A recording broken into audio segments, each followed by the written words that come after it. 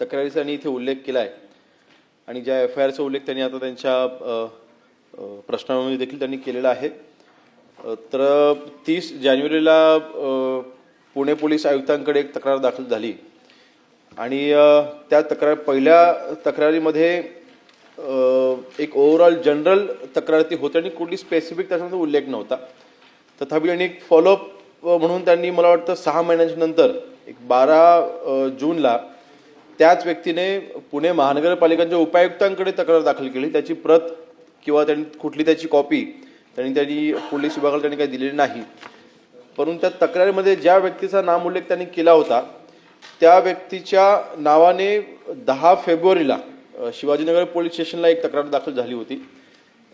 ती तक्रार ज्या व्यक्तीने केली होती त्यांच्या भाच्याचा आणि त्यांच्या काही नातेवाईकांची फसवणूक काही ठराविक व्यक्तींनी केलेली आहे असं त्या तक्रारीमध्ये नमूद होतं आणि त्या अनुषंगाने ज्यांनी तक्रार केलेली आहे त्या तक्रारदारांना आपण जेव्हा जबाब घेण्याकरता बोलावलं तेव्हा आपण त्यांच्याकडे काही डॉक्युमेंटची मागणी केली आणि त्यांनी तसं जबाबाच्या वेळेला देखील त्यांनी तसं नमूद केलेलं होतं की पुढच्या 3 ते 4 दिवसामध्ये आम्ही हे डॉक्युमेंट आपल्याला आणून देतो। तथापि आता ही गोष्ट आहे फेब्रुवारीची। त्याच्यानंतर मार्चमध्ये आपण त्यांना काही पत्रव्यवहार केलं की आपण जबाबाच्या नुसार आपण डॉक्युमेंट आपण सादर करावे, तर मार्चमध्ये त्यांनी कुठलेही तसे डॉक्युमेंट त्यांनी सादर केले नाहीत।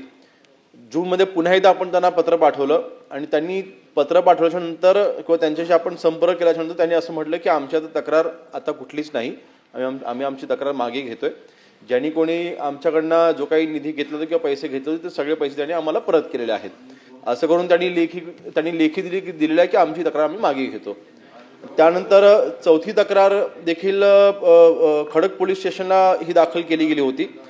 त्यामध्ये त्या तक्रारीमध्ये आपण FIR हा दाखल केलेला आहे, परंतु तो जी रक्कम जी आहे ती त्यांच्याच म्हणजे मला वाटतं आमिर शेख म्हणून त्या व्यक्तीच्या विरोधामध्ये ही तक्रार आहे।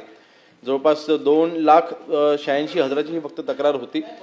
त्याच्यामुळे देखील काही रक्कम ही परत केली आहे, परंतु तक्रारीचा आणि त्याच्यामध्ये ओव्हरऑल आपण जे काही पाहिलं तर त्यामध्ये आपण एका व्यक्तीवरती आपण गुन्हा देखील दाखल केला आणि आपण पुढील देखील चौकशी आपण करतोय।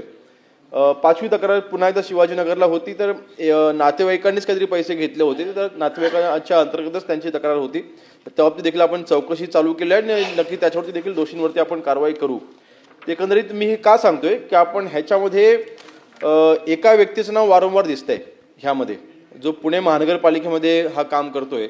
जरी तक्रारदाराने तक्रार मागे घेतली असेल तरी सुद्धा त्या व्यक्तीचं नाव जर का पैसे घेतले आणि पैशांनी परत केलेले आहेत हे दिसून येते आणि म्हणून आज ब्रीफिंगच्या दरम्यानच मी सांगितलेलं आहे की हे आपण सुमोटो या व्यक्तीची आपण चौकशी करणं आवश्यक आहे की हा व्यक्ती कोण आहे ज्यांनी पैसे घेतले आणि ते पैसे त्यांनी परत केलेले आहे, कारण रक्कम ही 70 लाख रुपयाची मोठी रक्कम आहे आणि म्हणून मला वाटतं ह्या व्यक्तीची संपूर्णपणे चौकशी ही करण्यात येईल, नंबर 1।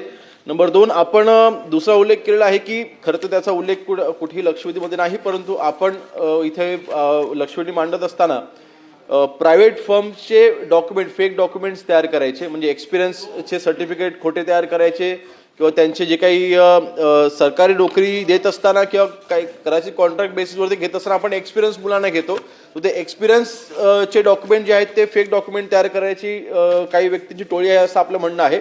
नक्कीच त्या बाबतीमधली अजून काही ठराविक डिटेल आपल्याकडे असेल तर आपण द्या, त्या सगळ्यांची आम्ही सखोल चौकशी करू आणि दोषींवरती योग्य ती कारवाई करू।